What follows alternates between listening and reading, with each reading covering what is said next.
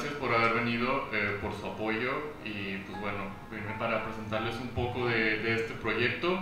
Veo que ya les dieron un poco por ahí la introducción, pero pues bueno, quisiera explicarles un poquito de qué se trata. Monster Creatures and Ghosts surgió de la necesidad de, por así decirlo, cuando nosotros íbamos a una librería o uno de estos centros, pues encontrábamos muchas publicaciones, muchos libros de leyendas de México, pero por lo regular estos libros carecían muchísimo en el arte, era como que un arte muy genérico, normalmente bajado de internet o que podíamos encontrar en muchas partes. Entonces ahí vi a lo mejor un tipo de área de oportunidad en donde pudiéramos mejorar un poquito nuestro arte con personajes pues folclóricos que tenemos muy arraigados en nuestro país. Y pues bueno, así surgió este proyecto. Al principio iba a ser una recolección de obras en una exposición y pues bueno, se fue expandiendo hasta lo que es ahora una segunda publicación en la que además cuenta con algunas colaboraciones de artistas de Marvel Comics y de DC Comics. Entonces pues bueno, esto es básicamente Monster Creatures and Ghouls, es digamos los relatos que nos contaban nuestros abuelos, las leyendas que nosotros vivíamos en la medianoche en una fogata. Son como esos primeros temores que teníamos de pequeños, pero ahora con un estilo un poquito más pues de terror, ¿no? Entonces pues bueno, comenzamos. Si quieren hacer preguntas, están disponibles. ¿Quieres ser más específico en cuanto a los relatos? ¿Cuáles son los relatos que aquí compartes en este libro? Sí, claro, mira, ese es el segundo volumen ya. En el primero digamos que vamos a verlo como si fuera una banda sacando un primer disco, ¿no? Que una banda pues va a sacar algunos covers, por así decirlo, antes de lanzar sus propias canciones. Esto es más o menos lo que es Monster Creatures and Ghosts. Se lanzaron relatos muy clásicos, muy emblemáticos de nuestro país, como La Llorona, como El Chupacabras, como El Hombre Pájaro, como Josué, que fue muy sonado en la radio con Juan Ramón Sáenz por allá del 2001, si no mal recuerdo. Son algunos de estos relatos como que más representativos de nuestra ciudad y de nuestro país. Y luego ya también está un porcentaje de relatos pues originales también. ¿Y para esta segunda entrega qué dices? Para esta segunda entrega yo creo que la portada viene representada por La Planchada. Es una versión un poquito más de terror, más como de las influencias que yo tengo en el estilo. Y que además, bueno, un servidor se encargó del dibujo, de las tintas y el color está hecho por Israel Silva, que es el colorista de Marvel Comics. Se me hizo muy interesante esta mezcla porque nosotros estamos acostumbrados a ver a estos artistas de Marvel, de Avengers, que colorean pues Spider-Man, X-Men, todo esto, pero no lo hemos visto como en personajes de nosotros. Entonces como que este concepto creo yo que fue un poco innovador, ver a nuestros propios personajes ilustrados por artistas de este nivel también. Y en este segundo libro también tengo una segunda colaboración que es de Gaboni. Gaboni es un portadista español. Él ha hecho la mayoría de las portadas de las bandas de Mago de Oz desde el 95 hasta ahorita. Entonces pues bueno, para mí fue un honor porque yo de chiquito crecí con su trabajo, con su arte, y pues ahora ya un poquito más grande le platiqué el proyecto, le mostré y él encantado en participar, y pues bueno, gracias a él también ahí contribuyó con ese granito de arena. ¿Cuánto tiempo tardó en acabar el volumen 2? El volumen 2, bueno, el primero lo publiqué en el 2018, 3 años. 3 años y fue mucho más rápido porque el primero sí tardó un poquito más, lo empecé como en el 2014, casi 2015, pero digamos que este proyecto no es nada más de me voy a Google y busco el relato y pues órale, lo imprimo, ¿no? A mí me gustan mucho las partes a donde viajo, empaparme un poquito de las culturas, de las leyendas, de cuál es el fantasma que se aparece ahí, ¿no? Cuál es el fantasma que te jala los pies a lo mejor en las noches. Me gusta mucho investigar. Entonces el primer personaje del primer volumen, bajo la redundancia, fue el Charro Negro y luego el Dr. Remigio Leroy. El Dr. Remigio Leroy, ahorita les voy a mostrar cómo quedan los personajes y les voy a hacer llegar también una copia. Fue el primer personaje del Museo de las Momias de Guanajuato que sufrió el proceso de momificación, valga la redundancia. Entonces de ahí me basé para crear este personaje. Luego fui a Guadalajara, Jalisco, y ahí me encontré con el vampiro del Panteón de Belén. Hice el recorrido que te dan a la medianoche. Entonces ahí fui agarrando como que un poquito de cada ciudad y pues bueno, es básicamente una recopilación de todo esto, entonces no lo puedes trabajar como en 1 o 2 meses, sí requiere su tiempo, la conceptualización y pues la elaboración del dibujo. Cada libro contiene 21 personajes y son 65 páginas a color. ¿Por qué? Porque hay unos personajes que la narración es un poquito más breve. ¿Me escucho? Sí. La narración es un poquito más breve y hay otros más que sí son un poquito más extensos.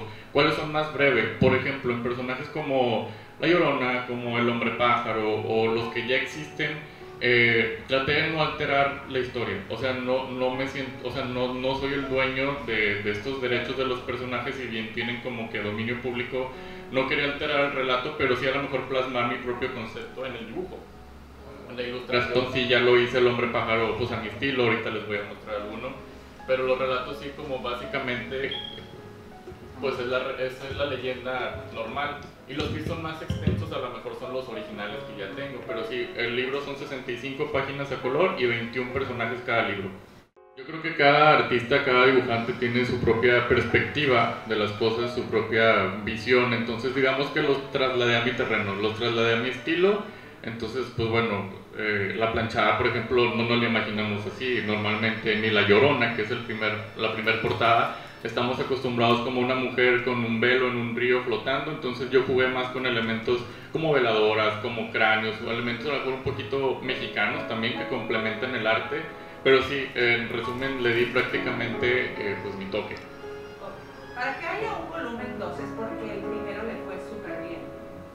Háblanos Sí. de la respuesta y que bueno, eso motiva a esta segunda edición. Así es, la verdad es que fue un poquito no sabía qué iba a pasar, porque de entrada el libro es un libro independiente, o sea, yo lo produje solo, no tengo un editorial como tal, porque no deseaba como que seguir ciertos lineamientos, buscaba un poquito más libertad artística para desarrollar el producto, entonces me lo aventé de mi bolsa, fue un poquito difícil saber cómo le iba a ir.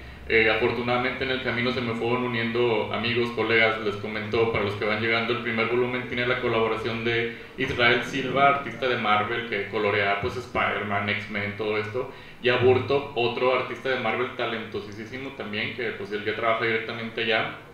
Entonces pues les gustó mi trabajo, con los años fuimos haciendo amistad, se unió en el proyecto cada uno con un personaje y eso le dio un plus que levantó muchísimo al libro. Entonces considero yo que creo que es un concepto diferente, innovador, y eso fue parte de su éxito, porque el tiraje fueron de 1000 unidades y me quedaron 60, entonces se acabaron. Y eso me abrió las puertas, por ejemplo, en la FIL Guadalajara, en la Feria del Libro de Guadalajara, que estuve como invitado el año pasado, el antepasado, bueno, el pasado fue todo lo del COVID, en la Mole Comic Con, en las convenciones de Horror Fest, Zombie Fest, o sea, dio la vuelta en varias ciudades, en los eventos más importantes del país, y pues afortunadamente tuvo muchísimo éxito, más del que yo esperaba. Entonces pues bueno, evidentemente hubo un segundo y va a haber un tercero. Y este segundo también es realizado de una manera independiente. Independiente, ahorita ya estoy trabajando en mi propia editorial, porque mi proyecto a mediano plazo es aparte de seguir produciendo estos libros, algún spin-off, también producir para otros autores. O sea, mi intención es, en este camino he conocido mucha gente que se me ha acercado a mí, ¿cómo puedo producir mi libro? Es que la editorial no me acepta, o es que esto y lo otro. Con esto yo creo que damos como a entender que no es obligatorio, no es fundamentalmente necesario, por así decirlo, estar dentro de una editorial. O sea, si una editorial no te contrata por ciertos lineamientos, no se acaba el mundo. Tú puedes seguir publicando tu obra. Existen programas también para prelanzamiento, existen cosas que pueden solventar. Si tienes un proyecto o un producto bueno, innovador, interesante, o sea, el libro va a pegar, tengas editorial o no. Entonces sí va a haber un tercer libro. En me atrevo a decir que ya superé el récord de ventas del primero en el momento que fue la preventa. Entonces pinta bastante bien, la verdad estoy muy contento, muy orgulloso. Y pues bueno, ¿qué puedo decir? Es como un bebé, ¿no? ¿Cuál es el tiraje de esta segunda edición? También 1000, y próximamente, yo creo que en el próximo mes seguramente voy a hacer una reimpresión del primero. a lo mejor con una variant cover, se le llama así, a lo mejor una portada con otra ilustración, con otro artista que colabore o algo, a lo mejor alguna mejoradita a los personajes para que los que ya tienen el 1 pues se animen otra vez a comprarlo y los que no, pues no. Porque ahorita mucha gente está descubriendo el segundo y muchos ya tienen el primero, pero muchos no. Entonces están comprando desde Aguascalientes, ayer vendí como 2, de Mérida, de Guadalajara me han estado comprando mucho y me piden los 2 juntos. Y el primero ya no hay básicamente, entonces el próximo evento que apenas está empezando octubre y vienen un montonal de eventos, pues ya no voy a tener del primero, entonces va a haber un segundo tiraje del primero y pues el tercero esperemos que no tarde otra vez 3 años, porque pues bueno, luego la gente te puede olvidar, te puede descartar también. Fíjate que es muy interesante porque, esa pregunta, porque el target varía bastante. Lo descubrí porque yo pensé, o yo me veía reflejado en este producto, a lo mejor como que el consumidor sería alguien de mi edad, o no sé, 25, 30 años, y te sorprenderías muchísimo. O sea, cuando lancé el primer libro, me invitaron de la universidad, di varias conferencias en prepas, en la prepa 8, en varias, pero también me invitaron a primarias, y hasta lo más, creo que cuarto, tercero de primaria, me tocó dar una conferencia en una feria de libro. Y yo iba asustadísimo porque pues el libro no es así como que clasificas, o sea, no tiene tal cual lenguaje explícito, no hay arte tan pues grotesco, vulgar, como que me mantengo mucho en esa línea para tener esa esencia de terror como un poquito familiar, por así decirlo, pero sí hay ciertos relatos que a lo mejor no le podías explicar al niño, pues mira, él fue Josué, le vendió su alma al diablo y pues cómo le dices eso, ¿no? A un niño de 6 años, que luego no te creas, también de repente ya están muy despiertos algunos niños, pero para mi sorpresa, en ese evento la directora le gustó muchísimo el proyecto, me felicitó, me dijo que gracias a este proyecto los niños habían despertado cierto interés en la lectura nuevamente. Entonces, bueno, si me preguntas el target, pues es desde los 6 años hasta los 40, 50 más o menos, que le calculo que son los que me compran, y una media podría ser público adolescente, a lo mejor de 17, 18 años, he notado en la estadística, porque sí lo tengo que estudiar un poquito, que son como más los consumidores en esto. En su mayoría son leyendas típicas de México, o también nos encontraríamos un poquito de historias tuyas propias o de gente común que las hayas adaptado a este segundo volumen. Hay de todo. En el primer volumen, por ejemplo, sí está, como ahorita comentaba, muy repleto de leyendas tradicionales. Es un porcentaje menor lo que yo, pues de mi cosecha, digamos, en el sentido del texto, de la escritura. En el segundo sí es un poquito ya más amplio, ya digamos que hay más relatos originales e incluso experiencias mías o que me contó mi abuelita o mi mamá, o sea, ya es un poquito más personal. Ahorita se los voy a hacer llegar. Este segundo libro es un poquito más personal, y el tercero yo creo que ya van a ser 2 leyendas de México, o 3 a lo mejor. O sea, mi idea es terminar esta trilogía con un libro casi 100% de leyendas originales.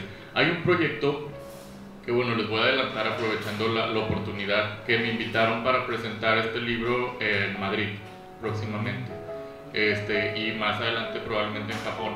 Para lo de Madrid, yo creo que se va a eliminar el concepto de leyendas de México, va a terminar siendo Monsters, Creatures and Ghosts, pero ojo, las leyendas van a ser las mismas.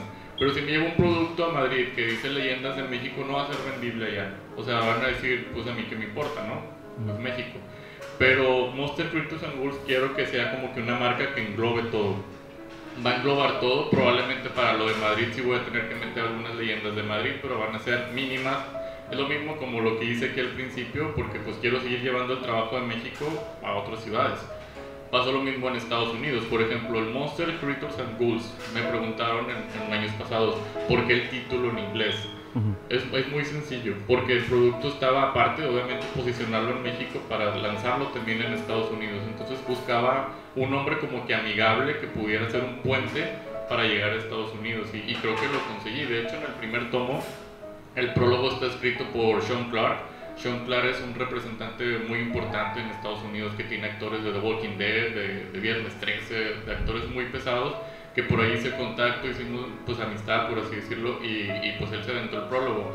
El forward lo hizo Chloe Crawford, perdón. Ella es la ilusionista de un show en Las Vegas que se llama Mind Freak. Seguramente lo han escuchado. Chris Angel es la coestrella, era la coestrella, ahorita Chris Angel ya cambió de teatro. Entonces también le gustó mi trabajo, hicimos una colaboración y pues bueno, también puso su granito de arena. Con esto tengo, digamos por así decirlo, personas o así americanas para poder llevar el producto también para allá y poder que sea como que entre más fácil. Pero sí, básicamente es por esto. Y sí, hay muchas leyendas mías.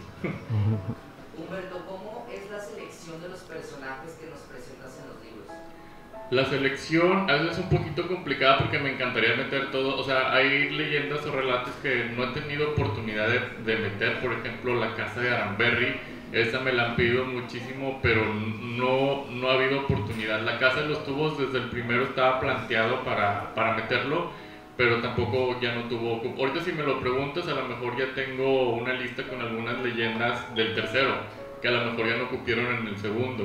Por ejemplo, los chaneques. O hay otros relatos que ya no cupieron, pero ya tengo más o menos la portada y de hecho a lo mejor el mes que entra ya voy a trabajar en la portada. Otra vez va a ser una colaboración de un artista de Marvel en el color. Y pues estoy en pleno lanzamiento. Siempre estoy como que viendo que leyendas, viendo cómo moverme, siempre estoy trabajando en esto, me apasiona. Y pues la selección es básicamente así, como que lo trato primero los que más me gusten a mí y luego te voy a contar un secreto. Por ejemplo, cada ciudad a la que voy, digamos que mi estrategia de mercadotecnia es llevar un personaje muy conocido en esa ciudad. Por ejemplo, en Guadalajara llevé el vampiro del Panteón de Belén y fue un éxito cuando fue la presentación. Tuve más fila en la presentación en el museo en ese año que aquí yo sí consideré que fue buena gente, pero en Guadalajara fue otra cosa. Ya les encantan las leyendas, les apasionan. Entonces ver un personaje de ellos como que es más atractivo. Igualmente si voy a Guanajuato, la bandera con la que iría sería el Dr. Remigio Leroy. O sea, para cada ciudad también tengo que pensar en la manera estratégica de poder entrar a cada mercado, ¿no? Pero básicamente es un poquito y un poquito. ¿Cuánto tiempo conlleva investigar las leyendas de esos lugares?